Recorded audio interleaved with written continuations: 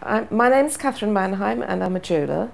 My parents came from Berlin and Vienna, and my father had a very good friend who was trained in the Bauhaus, and every time I went to his house, everything we ate off there was all designed and made by him, and he made my mother wonderful contemporary jewellery.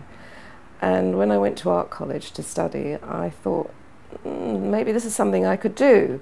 But at that time, there were very few colleges that taught jewellery, and I found the only one in London at the time, which was the Central School of Art, now Central St Martin's.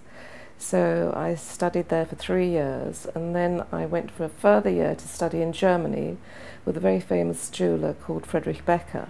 And Friedrich Becker was trained as an engineer, so all his designs are on engineering principles, and he was the first person to ever do the tension setting where the stone is held in place without any claws or any settings, but just by the tension created in the ring.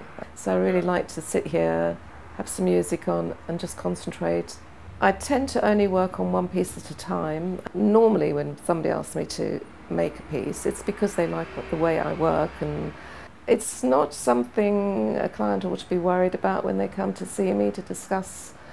There's always a way that you can work around the budget that the client has in mind. I was commissioned some years ago to make a piece for the V&A. We love your work, we want some of your work, make what you like. So I decided to make not one piece, but a series of 4 brooches.